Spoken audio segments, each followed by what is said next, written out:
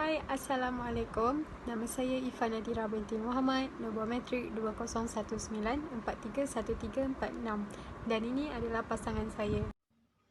Hai dan Assalamualaikum. Nama saya Anisa Fiza binti Gastani.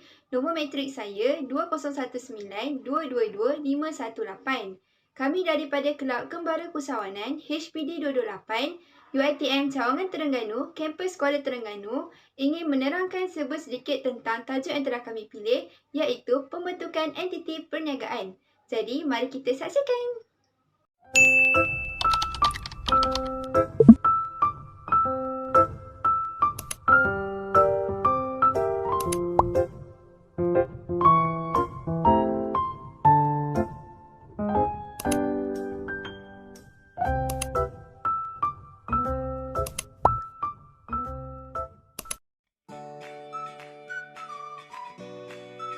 Kami di sini akan menerangkan tentang video sulam dan kami memilih tajuk pembentukan entiti perniagaan. Ini antara isi kandungan yang akan kami terangkan, antaranya latar belakang perniagaan, latar belakang pemilik dan jenis-jenis perniagaan. Latar belakang perniagaan. Bagi sesebuah perniagaan, mestilah mempunyai latar belakang tersendiri. Untuk memulakan perniagaan, maklumat-maklumat berikut adalah sangat penting. Yang pertama, nama perniagaan, alamat perniagaan, alamat surat menyurat, nombor telefon, bentuk perniagaan, kegiatan utama, tarikh mula atau hendak memulakan perniagaan, nombor pendaftaran perniagaan, modal permulaan, nama bank dan nombor akaun bank. Seterusnya ialah latar belakang pemilik. Bagi sesebuah perniagaan, latar belakang pemilik adalah sangat penting. Ini antara maklumat-maklumat pemilik atau setiap pekongsi berikut hendaklah dinyatakan. Antaranya, nama penuh, nombor kad pengenalan, umur, jantina, alamat tetap, nombor telefon, taraf perkahwinan, kursus yang pernah dihadiri, kemahiran, pengalaman, pekerjaan sekarang dan perniagaan lain yang pernah diceburi, jika ada. Seterusnya ialah jenis-jenis perniagaan. Dalam perniagaan terdapat 3 jenis, antaranya milikan tunggal, perkongsian dan syarikat. Bagi jenis perniagaan milikan tunggal, yang pertama ialah penubuhan dan milikan. Dimiliki oleh seorang individu, mudah ditubuhkan dan tidak melibatkan peraturan yang banyak. Didaftarkan di bawah Akta Pendaftaran Perniagaan 1956 dan mendapat lesen perniagaan dari pihak berkuasa tempatan. Modal bermula dari simpanan atau peminjaman oleh pemiliknya sahaja dan biasanya kecil atau terhad. Yang kedua, kawalan dan pengurusan. Diuruskan dan dikawal oleh pemiliknya sendiri, bebas membuat dasar dan keputusan. Kejayaan perniagaan bergantung kepada daya usaha dan kebolehan pemilik sendiri dari segi mendapatkan modal dan menjalankan aktiviti pengurusan perniagaan. Yang ketiga, liability. Liability yang tidak terhad, kegagalan perniagaan seperti bankrupt dan sebagainya akan melibatkan harta peribadi. Bertanggungjawab sepenuhnya ke atas semua risiko perniagaannya. Secara undang-undang, tiada perbezaan antara harta perniagaan dan harta peribadi. Yang keempat, pembahagian untung. Segala keuntungan atau kerugian akan ditanggung sendiri oleh pemilik. Dan yang terakhir, bebanan cukai. Hanya dikenakan cukai pendapatan individu. Seterusnya ialah kebaikan perniagaan milikan tunggal. Antaranya ialah modal yang kecil dan mudah dibentuk. Mudah dikendalikan kerana saiz yang kecil dan keputusan berada dalam tangan sendiri. Mempunyai dorongan untuk berjaya kerana segala keuntungan dan keputusan adalah di tangan sendiri. Mempunyai hubungan rapat dengan pelanggan dari segi layanan dan perkhidmatan selepas jualan. Kedudukan kewangan boleh dirahsiakan. Menjimatkan penggunaan buruh kerana kerja-kerja boleh dijalankan oleh ahli keluarga terdekat sebagai pembantu dalam perniagaan. Seterusnya ialah kelemahan perniagaan milikan tunggal. Antaranya ialah modal yang kecil menghalang perkembangan liability yang tidak terhad, tiada pembahagian kerja dan pengkhususan. Kejayaan perniagaan adalah terlalu bergantung kepada kebolehan pemilik. Dan yang terakhir, perniagaan tidak berterusan kerana usia perniagaan bergantung atas usia pemilik. Jenis perniagaan yang kedua pula adalah perniagaan perkongsian. Ciri-ciri perniagaan perkongsian terdiri daripada milikan dan penubuhan. Perniagaan perkongsian ditakrifkan sebagai perhubungan antara dua atau lebih orang yang menjalankan perniagaan bersama untuk memperolehi keuntungan. Bilangan rakan kongsi adalah dalam lingkungan 2 hingga 20 orang secara umumnya. Bagi perkongsian bank atau broker saham, bilangan rakan kongsi tidak melebihi 10 orang. Bagi perkongsian yang melibatkan sesuatu profesion seperti peguam dan akaunten, rakan kongsi adalah tidak melebihi 50 orang. Perjalanan sesebuah perkongsian adalah ditetapkan di bawah Akta Perkongsian 1961 dan perniagaan perkongsian juga tertakluk di bawah Akta Pendaftaran Perniagaan 1956. Perniagaan perkongsian juga boleh ditubuhkan secara lisan atau tulisan. Biasanya membentuk satu persetujuan bersama dalam bentuk surat ikatan perkongsian yang dipanggil sebagai perjanjian perkongsian bagi mengelakkan perselisihan faham. Kandungan perjanjian termasuklah nama firma, nama kesemua rakan kongsi, jenis dan tempat perniagaan, nisbah pembahagian keuntungan atau kerugian, peruntukan hak dan tanggungjawab rakan kongsi, cara menjalankan perniagaan dan bagaimana perkongsian akan ditamatkan. Satu perkongsian boleh wujud tanpa perjanjian tetapi ianya adalah tertakluk kepada peruntukan di dalam Akta Perkongsian 1961. Akta Perkongsian 1961 mengandungi perkara-perkara seperti yang berikut, iaitu untung rugi dibahagikan sama rata antara rakan kongsi, tiada bunga yang akan dikenakan bagi modal yang dilaburkan, tiada gaji untuk rakan-rakan kongsi dan pinjaman oleh rakan-rakan kongsi kepada perniagaan akan diberikan sebanyak 5% bunga setahun. Antara jenis-jenis perniagaan perkongsian adalah terbahagi kepada dua, iaitu perkongsian biasa dan perkongsian berhad. Dalam perkongsian biasa, kesemua rakan kongsi adalah rakan kongsi biasa di mana mempunyai liability yang tidak terhad, kuasa dan tanggungjawab yang sama serta berhak menguruskan perniagaan. Manakala dalam perkongsian berhad, rakan-rakan kongsi adalah mempunyai liability yang terhad kepada jumlah modal yang dilaburkan dan tidak mempunyai kuasa dalam pengurusan perniagaan. Dalam perkongsian ini, mesti ada sekurang-kurangnya seorang rakan kongsi biasa yang menanggung semua liability perniagaan dan bertanggungjawab terhadap pengurusan perniagaan. Antara jenis-jenis rakan kongsi iaitu terbagi pada 4. Yang pertama, rakan kongsi aktif.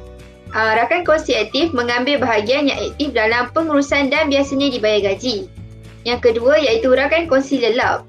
Rakan kongsi lelap hanya menyumbangkan modal dan tidak mengambil bahagian di dalam pengurusan perniagaan. Yang ketiga iaitu rakan kongsi nominal atau rakan kongsi namaan. Rakan kongsi nominal membenarkan namanya digunakan di dalam perniagaan sebagai rakan kongsi tanpa melaburkan modal. Ia juga tidak menerima pembahagian keuntungan tetapi liability-nya adalah tidak terhad kerana namanya didaftarkan sebagai rakan kongsi. Yang terakhir iaitu rakan kongsi berhad.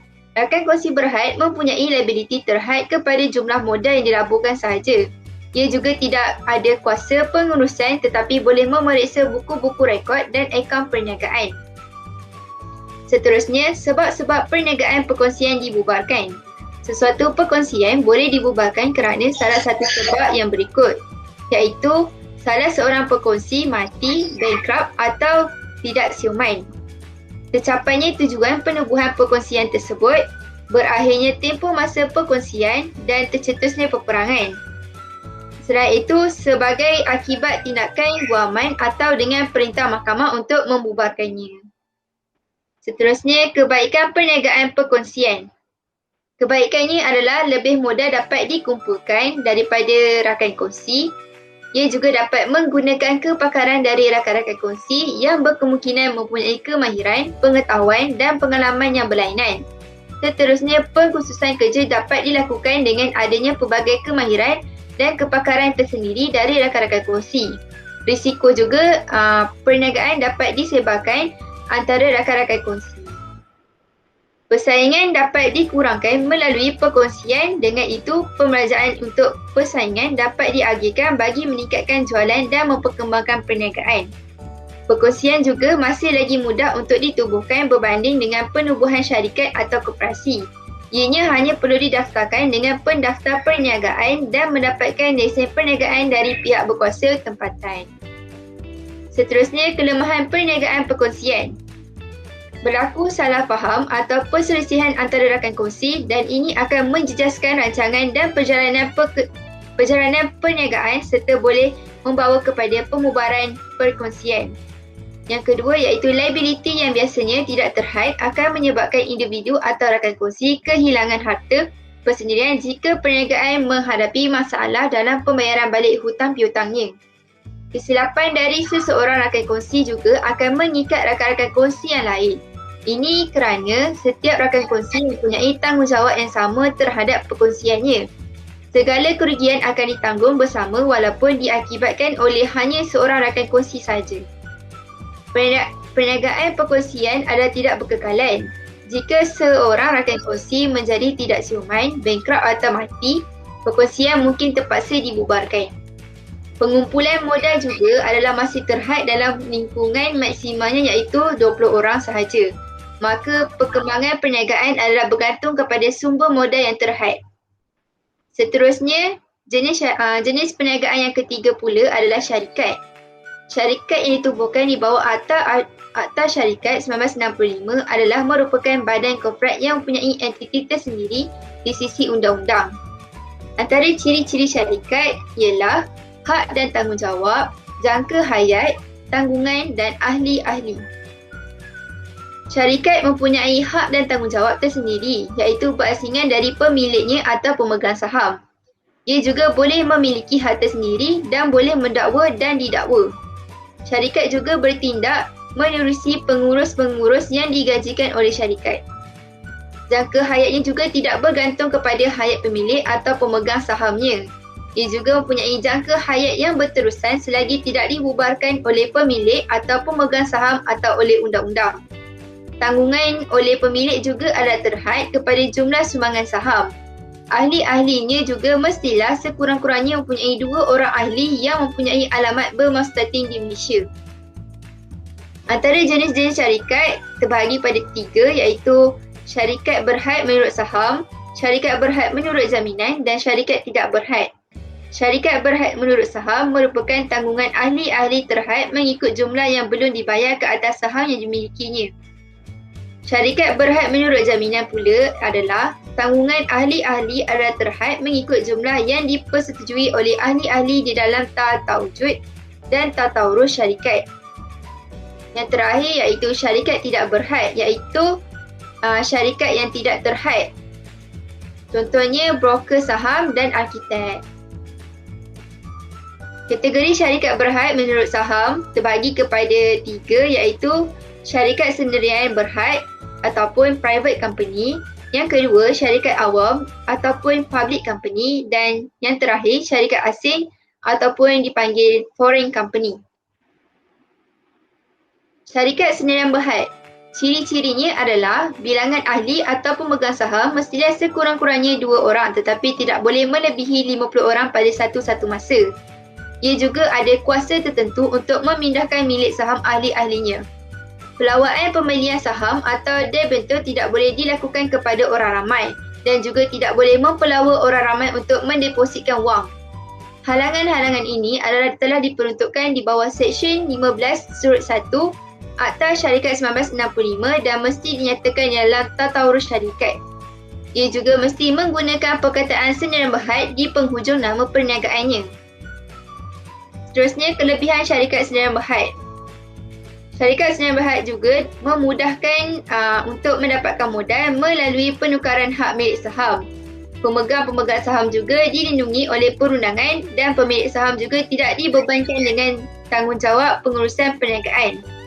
Tanggungjawab pemilik atau pemegang saham juga adalah terhad kepada sumbangan modal sahaja.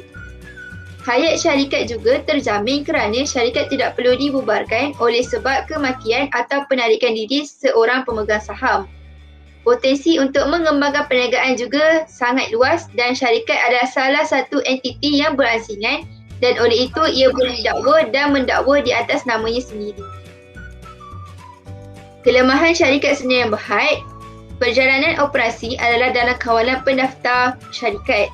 Saham syarikat juga tidak boleh dijual beli melalui pasaran saham dan berbagai-bagai jenis cukai terpaksa dibayar.